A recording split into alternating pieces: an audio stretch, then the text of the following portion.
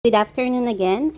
For my comments on this paper is a bit problematic. Aside from number one, you did not follow or use the college template advised by Mom Rocks, but Mom Rocks will take care of this. So we start already with your title itself. I don't know if this title undergone title defense, but it's again problematic, and reading your paper until the end, it's simply a cap on urinary tract infection, cap of women among urinary tract infection in Burgos, Isabela. So it will be simply cap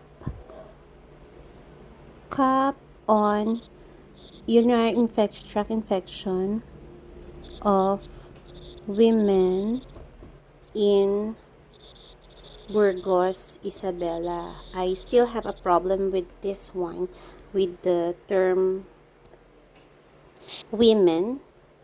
So, we should have something to describe them. Kung lahat ng babae sa Burgos, Isabela, it would be too broad. Although yes, we can put it under your scope and the limitations. There should be a group of women that you want to target on. So, nakita nyo ba, do you have any readings sa RRL nyo? Which group of women are mostly, or they do mostly experience UTI? So, you can change this part pa. And then, introduction, yeah. I don't know if this is a draft, but introduction, as Direct Julius would always say, must have known, unknown, gaps, and despite of. So, known, we know the UTI, it's here. You should put something like the status of UTI globally, nationally, and if we do have here in the region status of that, you can put here reasons why, and why women. That's the known.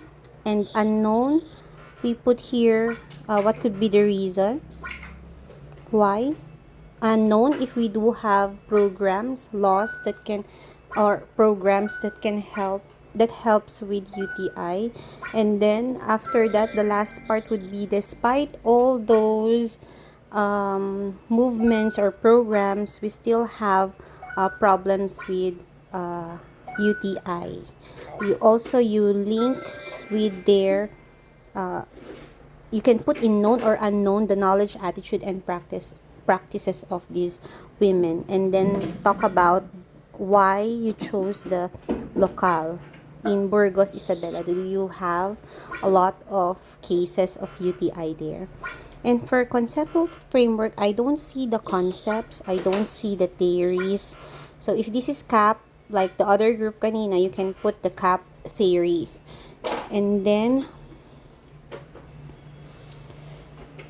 you can, this is the conceptual framework, but you can also add theories in your conceptual framework. Research paradigm, IV, I will be encircling this because I did not see this in your statement of the problem and also your questionnaire. Then this one should be capped already here in the statement of the problem, so I did not see those IV, DV. You change this according to your title. And what is the profile of the respondents in terms of A, demographic, B, socioeconomic, C, health status siguro in terms of UTI. Kung nagkaroon na ba sila, hindi sila nagkaroon, what do they take to prevent this, etc. For your demographic, like A, the demographic, you need to specify the variables like age, marital status, number of children, same with socioeconomic and the health status. And then number three, if you've heard the other groups with CAP, we can go for, wait, let's go to the other group kanina. They're here. So you see here, what's the level of knowledge of the respondents on UTI naman in terms of same causative agent, symptoms, management, prevention. Letter number 3, what is the level of attitude of the respondents on UTI? Then, what are the practices of the respondents on UTI in terms of dun nyo malalagay o mapapasok yung personal hygiene na gusto nyo ilagay from the very start dun sa title ninyo. Same for number 5. What is the is there a significant difference in the level in CAP when respondents are grouped according to their profile variables? And number 6, is there a significant relationship between the knowledge with that of your attitude and practices? And then the statement of a hypothesis, ganun ulit, inferential questions of number 5 and number 6. And then for the scope and the limitations, for the scope and the limitations, you should talk about the same as the other group kanina. Talk about your the scope of your objectives, the limitation of your methods, questionnaires, the participants, state the inclusion and exclusion criteria. And then, bahala na kayo sa significance and key terms. Yes. And for your research methodology, for the research design, yes, it is a experimental, but you can state that this is a descriptive correlational design.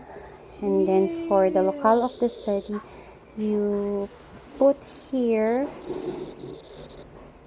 you have a lot of barangays. You can actually stratify, or you can choose one barangay only. I don't know why you want to do in the whole of Burgos, Isabela.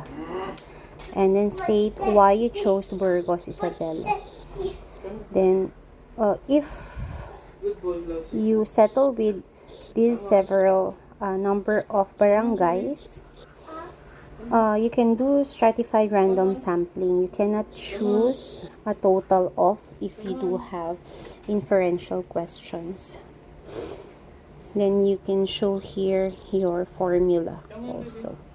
For the research instrument, same as the others, you describe your instrument. For section 1, you have the demographic, socioeconomic, health status.